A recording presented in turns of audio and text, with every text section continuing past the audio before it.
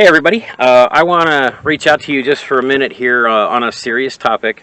The holiday seasons are more specific to this issue than any other time of the year, and that's in particular suicides. And my big concern is former military service members or current military service members committing suicide. I show my support by buying shirts and donating to valhallaproject.com. They have the 22 a day project, and 22 a day is how many veterans that we lose to suicide here in America. 22 every day. So I just wanted to raise a little bit of awareness on that. I would encourage you to go and check them out. They're not a paid sponsor. They're not involved in this in any way. This is just something I feel very strongly about, and I think, in general, I think suicide is 100% preventable as long as there are people out there willing to listen and care about these people that are hurting. Regardless of the circumstance, you know, that's namely what people need, is someone to listen and someone to care. And they've obviously lost that from their lives, or they feel that they have. So, let's do better. Collectively. Everyone, let's do better and try to make this a thing of the past. Alright? Thank you very much. Merry Christmas 2021, everybody. This is my Christmas special coming to you from Arizona. It's 75 degrees today. Literally the day before Christmas Eve. Day before Christmas Eve. So, I don't like it. My wife and I very much want to move somewhere where there's, 4 seasons and snow during the year, not snow during the year, snow during the winter. Anyway, today we're going to do a little recap on the whole FrankenRam 3500 build, and we also have an interview. My son did an interview for me. We're going to spice that up just a little bit for you. And I'm wearing my sunglasses because the setting sun back here behind the camera is blinding me, so I don't even know what it looks like on screen right now. Anyway, let's get to it.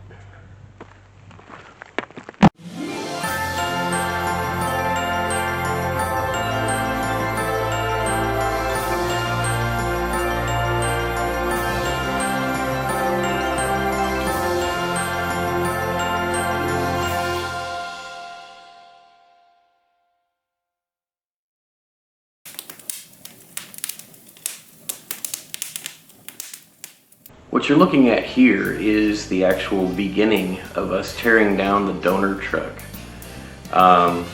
And this ended up leading us into buying my shop tent. I like those air quotes a lot because they kind of represent what's happening. But anyway, it was essentially recording the teardown of this donor truck was the motivational base for the creation of my channel. So it's kind of neat when you look back at it. I didn't know what I was doing. I just started recording and figured we'd figure it out as we went along. And that's exactly what we did. My son wanted to do an interview, so we're gonna throw this in here. And we're going to spice it up just a little bit for this holiday season. Alright, take it away, questionnaire. Whatever. Don't laugh. Stop laughing. We'll cut that out. What inspired you to document your project? Like, you working on your truck? I knew there was a following out there for anything to do with second gens, and honestly, the stuff that is out there is mostly bad. I'm not going to say it's all bad. It's not. But there's a lot of people who've put stuff out there that it's questionable at best. But anyway, the big part of the FrankenRam project was me converting it from a regular two-wheel drive to four-wheel drive using all factory parts. So I've essentially changed it into a four-wheel drive, but nothing was actually modified beyond the frames being put together, because everything was still from a 96 Dodge Ram. Do you know how many hours it took you, or at least how long? As of the recording today is 6 months. Unfortunately, the truck is not running today, and we'll fill more in on that later. But so far, yeah, 6 months. Do you know how expensive it was compared to your budget? Yes. It blew the budget out of the water. We didn't have much of a budget to start with. I did have both trucks before we decided to embark on this, but yeah, I sold a whole bunch of the stuff that I've spent part of my life acquiring. I sold my four-wheel drive SUV. Yeah, we tapped into finances we probably shouldn't have. And here we are, still waiting on parts. We weren't ready. What tips would you have for other people wanting to try something similar that you do? I mean, first and foremost, as far as learning how to work on cars, you know, the best you can do is, if you want to upgrade something, just do it. If you want to fix your broken starter or alternator or whatever, just do it. Learn how to do it. You're not going to hurt anything by something that's already broken. I would just say use caution when it comes to things that have to do with your frame or your drivetrain, to where should you happen to do something incorrectly, you, your family, or other people could get hurt by your vehicle falling apart. But outside of that, you know, do it. Ask for advice. Ask friends, family. Ask people in forums, online, YouTube, whatever you need to do. Just get it done. What videos are you planning to release next on your channel? We don't have a clear, solid plan moving forward after the project's finished, mostly due to budget. But we're willing to experiment, see where we go, what the people like. How did you come up with the name Get Heated? That was kind of by accident. We were trying to dream up, you know, what kind of name would work and sound cool, and I believe it was my friend Jared made some comment like later that evening about me getting heated about a project and chucking tools, and it just clicked in my head, and I was like, that's it, get heated. So that's where we went. Do you remember what inspired you to build the FrankenRam? The FrankenRam was inspired by a truck that my grandparents owned. There was a whole story behind it, how they had wanted a specific one that nobody had apparently. So they had to order it directly from the factory, and it was built here in America and shipped over to them. And I believe I was about 9 or 10 when they came over, and before that, I mean, I had kind of noticed some cars on TV and whatnot, but that truck was the very first thing that I remember looking at and going, wow, look at this thing. It is just an absolute unit. I have to own one of these. And I just never had the chance.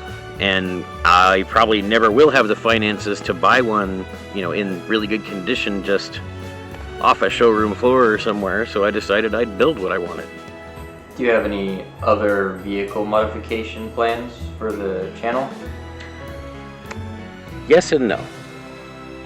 Once I finish, you know, having the four-wheel drive and everything working, other than small modifications for like suspension upgrades and whatnot, because I'm gonna have this one be my tow pig, but I have other ideas, but I think I want to actually put those into different vehicles, because they would be huge modifications, not simple ones. So, like, for example, I've also dreamed about owning the Dodge Ram T-Rex, which was a concept truck that never went into production. I actually met one of the guys on a team that was hired back then in the 90s to help design the T-Rex, and they designed some other trucks that were kind of like the T-Rex. And so I kind of got my foot in the door as far as a little bit of insider information. I mean, it's not like it's, you know, patented secret information. It's just information that fell off of the world because it was something that never got built. But it's a 6-wheel, all-wheel drive pickup. And it was conceptualized prior to Mercedes-Benz releasing their truck, you know, their 6-wheel G-Wagon. And it was actually Mercedes who shut down the project. I guess we know why. Anyway, don't want to get tied up in all that.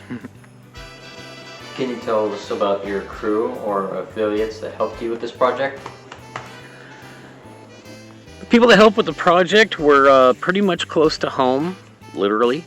My son Aiden, who's behind the camera. Why don't you come around here and say hi? Hello. He's been here since the start. There was my friend Jared, who lived with us for a while.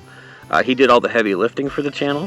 He's since been able to, you know, move on and improve his life in other ways, and that's awesome. But he was my workhorse, my heavy lifter. And my friend Tommy, who's my adopted son, he moved in with us for a while to help with the project as well. To also, you know, just be an extra pair of hands when we need them. And then, you know, there have been other friends that have helped here and there, but mainly it's been, I would say, the 4 of us, and of course my wife putting up with us. And is juggling family life and working on this project been difficult? I would say there's a little bit of difficulty. For the most part, it's been okay because there's been gaps of time in every week, basically, waiting on parts to show up or whatever, where there was no work to do. So there was no problem getting things done at home. But there were days where juggling, you know, helping with the kids' homeschooling and, you know, helping keep the house clean and everything else. There were days where I couldn't even figure out how I was still alive, let alone functioning. But I would still say it's been a positive experience, and I wouldn't change it for the world. And has it messed with your sleep schedule at all?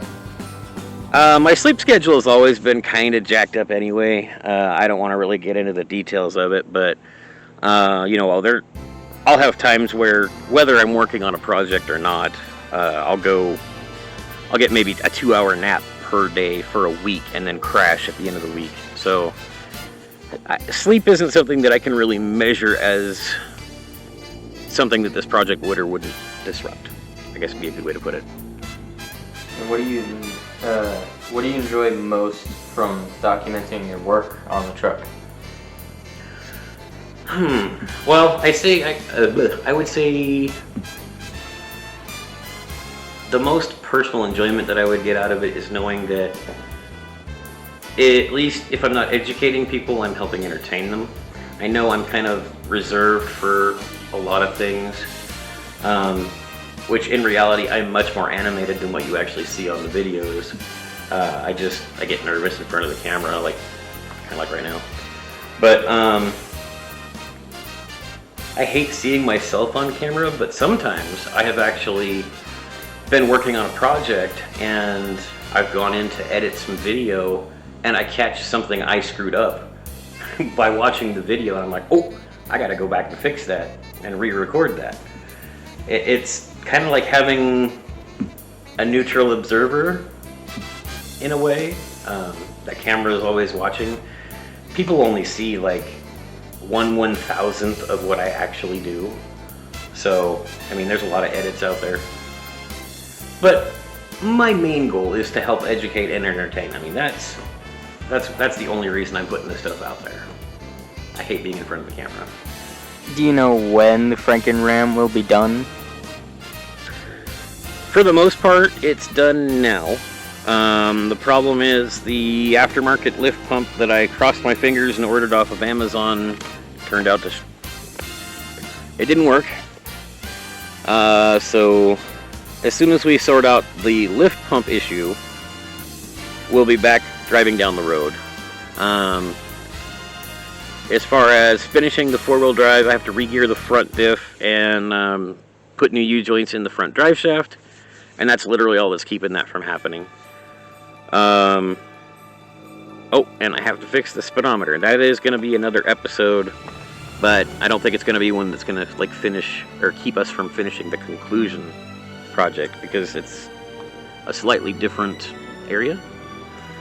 It doesn't really have to do with cutting two trucks in half and making one. So we're pretty much there. We will have to get back to you on that. You know, we'll follow up with a little more detail in voiceover here in a bit. But yeah, that's about it. Well, that's it for all the questions. You have anything else you'd like to say to the viewers at home? Well, like I said, you know, if you're looking at getting into this kind of thing, as long as it's not something that's structural with the frame or suspension, you know, severe suspension modification that could kill you or other people going down the road, you know, other things, just do it. See how it works out. And I suppose my last pearl of wisdom would be don't do the dumbs or you get your thumbs. Just to provide video evidence that I did successfully get this truck back together for your entertainment. The first highway test and when I blew up the turbo.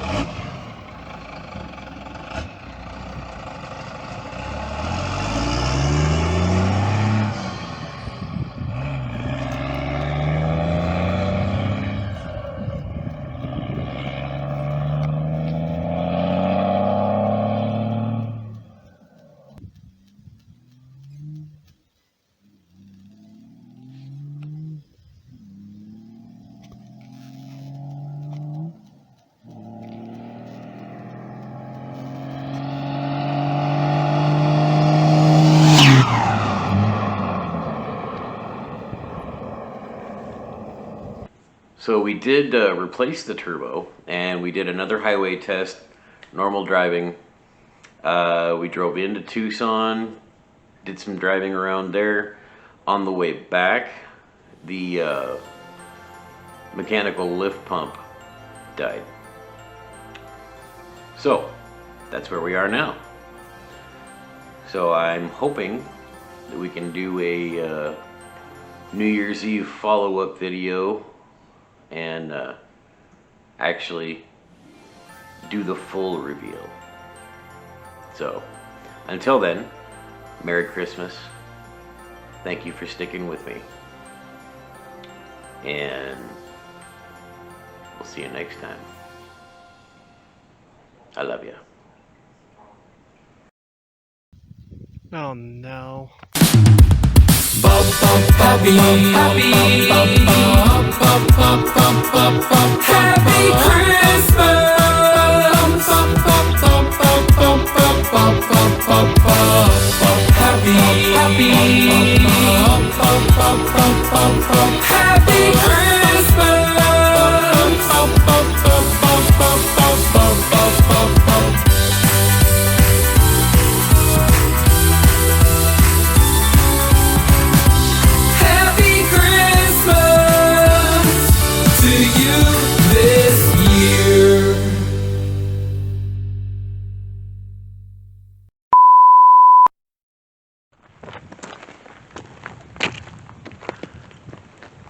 Can't see the screen.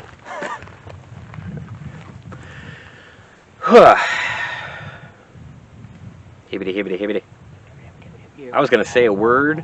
Wah, wah, wah.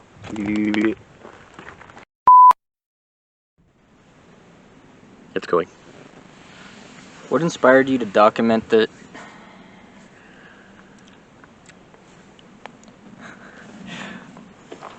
What inspired you to document your... Do those voice exercises.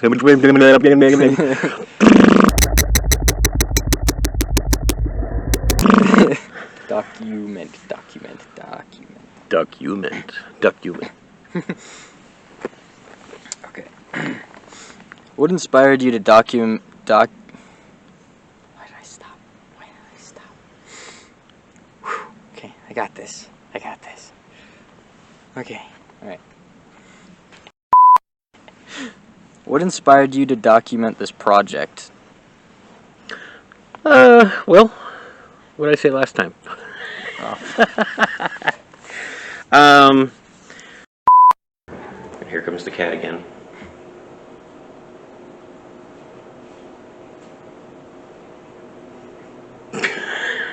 Stop, you weirdo. Oh, you washed your hair. I'm gonna lick it. Gross. Next question.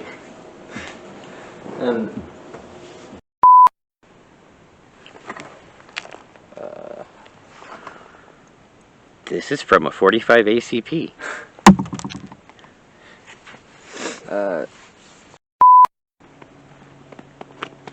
Don't worry about the plane, it won't hear it.